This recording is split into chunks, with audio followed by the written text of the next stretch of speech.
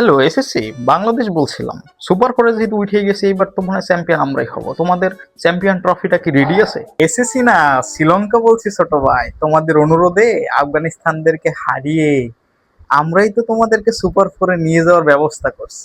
Sorry, কে বলতেছেন ভাই? চিনতেছি না তো। মজা করতেছো ছোট ভাই। আচ্ছা যাই হোক, সবসময় বড় ভাই মানবা, তোমাদেরকে আমরা ছোট ভাইয়ের মতো দেখে শুনে রাখবো। তোমাদের আর কোনো ক্রিকেট খেলার দরকারই নাই, তোমরা জাস্ট আমাদের ছোট ভাই হিসাবে থাকবা। আমরাই তোমাদেরকে অনেক দূরে নিয়ে যাব। কি বলতেছেন ভাই, পাগল নাকি? আপনার সাথে কোথায় যাব? কি আপনি? আপনাকে তো আমি চিনতেই পারতেছি না। হু আর ইউ? আর আমি শ্রীলঙ্কা।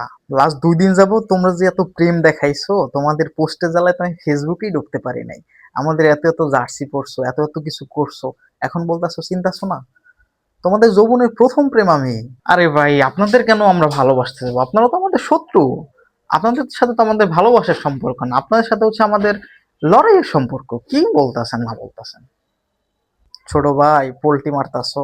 2 দিন যাবত যা ভালোবাসা দেখাইলা, এত এত পোস্ট করলা, এত এত ভালোবাসা দেখাইলা, আর এখন বলতাছো চিন্তাই আছো না? কাজ শেষ তো এখন পোল্টি মারা শুরু করে দিছো, তাই না?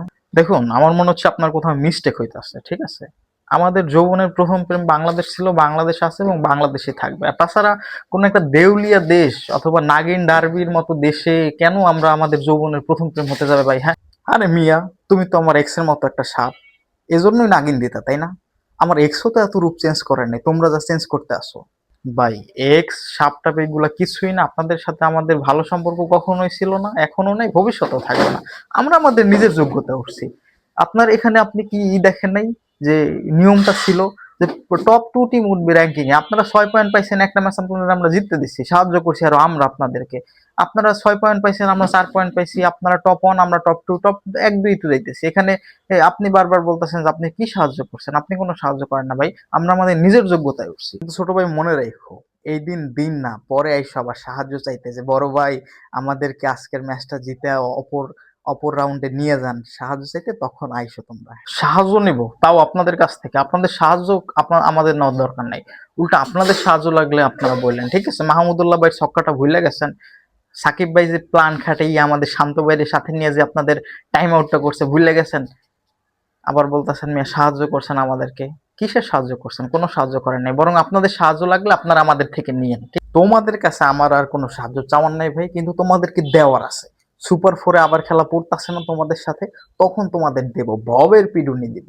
এমন পিডুনি দিব সারা জীবন মনে রাখবা, ঠিক আছে? তখন আর কখনোই বলতে পারবা না, এখন তো ভুলে গেছো সাহায্য করছি যে। হ্যাঁ, দেখবো নি কত দিতে পারেন। আমরাও কি আপনাদেরকে ছাইরা দিব মনে করছেন? দেখা যাইব কে যেতে। হ্যাঁ, আপনাদেরকে আমরা সেই পিটুনি দিব। আপনাদেরকে আপনাদের মাঠে যে হারায় আসি নাই, আপনাদেরকে সিরিজ জিতে আসি নাই শ্রীলঙ্কার সাথে। আপনাদের সাথেই তো জিতে আসলাম 2-1 ব্যবধানে। ভুলে গেছেন এত সহজে? একটা ম্যাচ জিততে দিছি, এই জন্য এত কথা বলতেছেন এশিয়া কাপে এসা।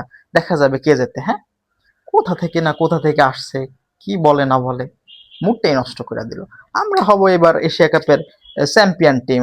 আমি এসএসসির সাথে কথা বলতাছি, তারা তো কাপ আমার জন্য রেডি করে রাখছে। আপনি কোন কে ভাই?